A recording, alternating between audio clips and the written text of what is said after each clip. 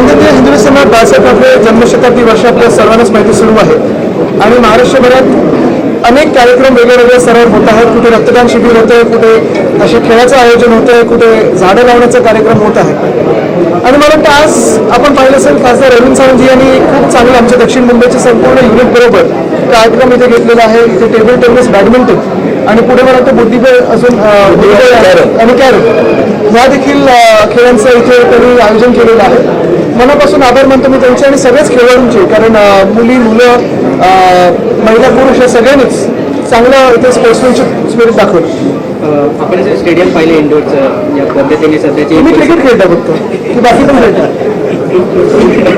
इंडोरमध्ये आता एक सर्व मैदान पाहिलं आपण, तर कुठेतरी काम करण्याची गरज आहे. ज्या पद्धतीच्या काय की आलोय त्या निमित्ताने काहीतरी बोलायचं म्हणून त्याच्यावर बोलणार नाही, पण आपण पाहिलं असेल हे इथेच हॉकीचं देखील मैदान आहे. पण अनेक दिवस, अनेक वर्ष खरं तर हे हॉकी असोसिएशन जे अधिकृत हॉकी असोसिएशन आहे त्याला दिलं नाही दिलं, मला वाटतं तरी नाही दिलं, आणि ह्या सगळ्या गोष्टींवर चर्चा होऊ शकते. पण आता हे सगळं जरा बाजूला ठेवून हा आनंद साजरा करूया. आज सकाळपासून अनेक लावून त्यांच्याबाबतचं एक प्रकारे समोर आलं आहे. तुमचं देखील विचारण्यात आलं का? आणि संजय राऊतांचं म्हणणं आहे की कुठेतरी संशय येतोय कारण की एफ.आय.आर ठाण्यामध्ये नोंद झाली. मला वाटतं मी जास्ती त्याच्यावर वक्तव्य करणार नाही. एकच की हा त्यांचा एक वैयक्तिक जे काही चालू आहे, गीतेश आणि त्यांच्या पत्नी यांच्यासोबत मला तर गेले 3-4 वर्ष त्यांची डिवोर्स केस पण चालू आहे, सेपरेशन झालेलं आहे, आणि म्हणून हे सगळं चालू असताना आपण त्याच्यावर काही वक्तव्य करणं हे योग्य नाही राहणार. कुठेही आम्ही काही वक्तव्य केलं तर तपास यंत्रणेवर काही त्याचा इम्पॅक्ट नको. त्यांचं जे म्हणणं होतं संशय मला मी सांगितलं ना, माझी भूमिका ही आहे की पूर्ण तपास होते सगळं जो काही आहे. जिस प्रकार से आप यहाँ पे खेल का एक प्रकार का कॉम्पिटिशन है, काफी छोटे बच्चे से लेकर बुजुर्ग लोग का कॉम्पिटिशन है, किस प्रकार का उत्साह और आपके अंदर ये वंदनीय हिंदवी सम्राट बाळासाहेब ठाकरे जी की जन्मशताब्दी वर्ष और बहुत सारे कार्यक्रम आयोजित किए पूरे महाराष्ट्र में. किसी ने रक्तदान शिविर हो, किसी ने खेलों का आयोजन किया है, कोई पेड़ लगाने का प्रोग्राम ले रहा है, कोई और कुछ MPSC UPSC की ट्रेनिंग की तैयारी कर रहा है.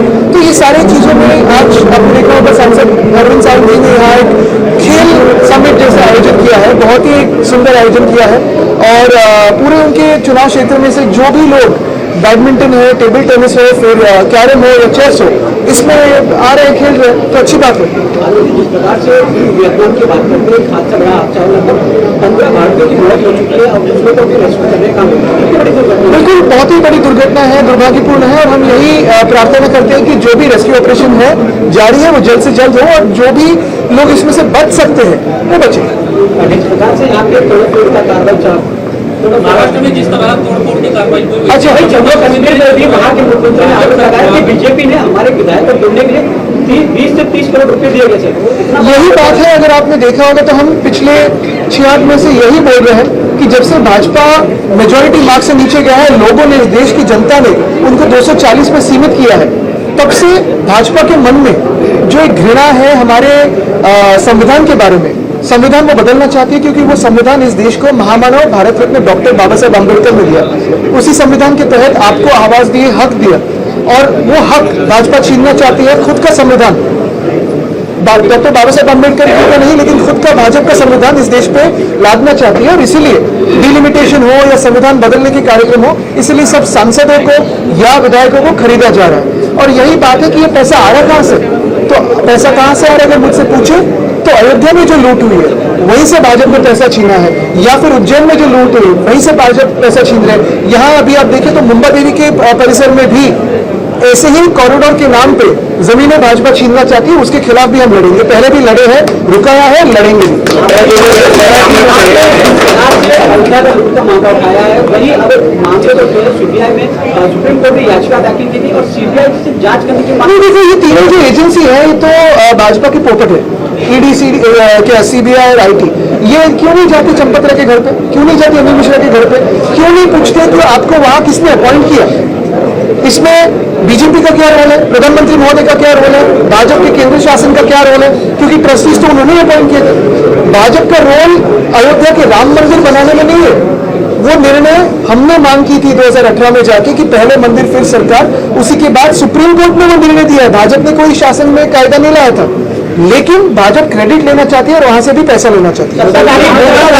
सत्ताधारी पक्ष जिस प्रकार से आरोप लगा रहे हैं, राहुल गांधी की बात करें, प्रियंका गांधी, इतनी बड़ी घटना देश में हो रही है, उनके ही लोकसभा क्षेत्र में लैंडस्लाइडिंग हुई, लेकिन राहुल गांधी कहीं नजर नहीं। राहुल गांधी जी वहां से नहीं है, वायनाड से नहीं है, राहुल गांधी जी कहीं और है। और आपने देखा होगा केरला में आपने देखा होगा वहां के सीएम है, वो सारे लोग सीएम हो, पूरी सरकार हो, वहां पूरी एक्टिव है। लेकिन जोशीमठ में जब हुआ तो भाजपा के लोग कहाँ थे? नवीन में यहाँ जब हुआ तो भाजपा के लोग कहाँ थे? अभी भी आपने देखा होगा महाराष्ट्र में, मुंबई में बाढ़ आई या वाटर लॉगिंग बहुत सारी जगह हुआ था। यहाँ के नगर विकास खाता जो संभालते हैं मुंबई, वो कहाँ थे? ये भी भाजपा ने पूछना चाहिए। और देश में अयोध्या में जब चोरी होती है तो प्रधानमंत्री महोदय कहाँ है? प्रधानमंत्री जहाँ जहाँ जाते हैं वहाँ वहाँ प्रेस के माध्यम से उन्हें पूछा जाता है कि आप प्रेस कॉन्फ्रेंस नहीं लेते। न्यूजीलैंड गए, नॉर्वे गए, वही सवाल।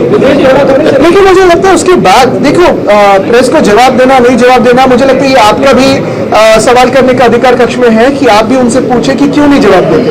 लेकिन वो बात अलग, जो जवाब आया उसके बाद फॉरेन सेक्रेटरी के जो अधिकारी थे वहाँ, IFS ऑफिसर थे, उन्होंने कहा कि इंडिया रूरल देश है, ग्रामीण देश है, और उनको ये सब प्रेस कॉन्फ्रेंसेस के बारे में ज्यादा पता नहीं चलते। ये भारत का अपमान है।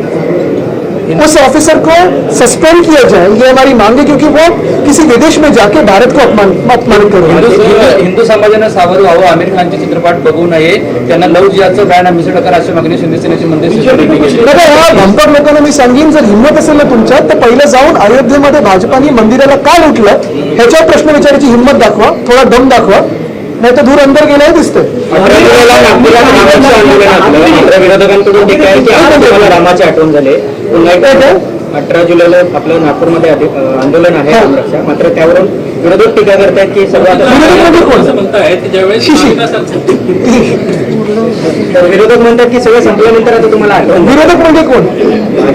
भाजपला विचारा, रामाचं नाव तुम्ही घेऊन या देशाला, तुम्ही देशामध्ये 2 दशक तुम्ही आंदोलनं केली, राजकारण केलं, दंगली केलं, पण ज्या सत्तेत आल्यानंतर तुम्हाला एक तर हिंमत नव्हती, आम्ही जे सांगत होतो ऑर्डिनन्स काढा किंवा कायदा बनवा लोकसभेत, ती करायची तुमची हिंमत नव्हती. सुप्रीम कोर्टच्या कायद्यामुळे किंवा त्यांच्या निर्णयामुळे, निकालामुळे राम मंदिर बनलं, पण ते राम मंदिर बनल्यानंतर भाजपने जी ट्रस्ट बसवली, भाजपाच्या लोकांनी जी ट्रस्ट बसवली, त्याच्यातल्या दानपेटीतून तुम्ही धोतर तुमचं CCTVवर लावून दानपेटीतून चोरी केली 1400 कोटीची. उज्जैनची मंदिराची आजूबाजूची जमिनी लुटल्या. वाराणसीमध्ये अनेक तुम्ही मंदिरं असतील कॉरिडॉरच्या नावाखाली सपाट केलेले. काल कालीमातेचं मंदिर पाडलं त्यांनी PWDने UP मध्ये. तर खरं हिंदू द्रोही आणि खरे देशद्रोही हे भाजपावाले, आणि हे त्यांनी आता लक्षात घेणं गरजेचं आहे.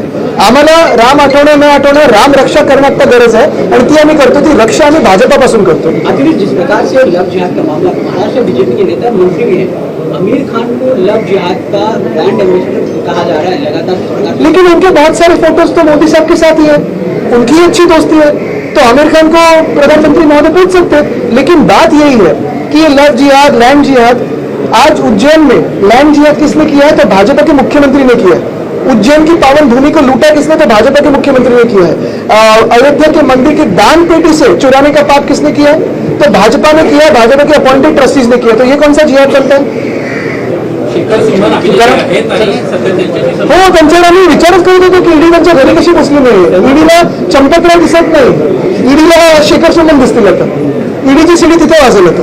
मुंड्यांची कारवाई सुरू आहे, त्याच्यानंतर FSSAI हे आक्रमक झालेले आहे. स्विगी असतील, इंस्टाग्राम त्यांना नोटीस दिलेली आहे, त्यांना एक नोटीस कारवाईची मागणी केली. बरोबर आहे. त्याच्यात त्यांना कदाचित आता निवडणूक आयोगात जर आणलं तर जसं आपण भेसळ दूध, भेसळ वगैरे ते सगळं काय काय दिसतं ना मिळतंय, तसंच निवडणूक आयोगानंतर भेसळ भाजप पण दिसायला लागेल. कारण भाजपमध्ये जी आधीची भाजप होती, जी अडवाणी साहेबांची होती, वाजपेयी साहेबांची होती, ते मुंडे काका, महाजन काकांची होती, ती बदलून आता भाजपचे प्रमुख चेहरे हे सगळे मिक्सिंगवाले, इथेनॉल मिक्सिंगवाले चेहरे आहेत.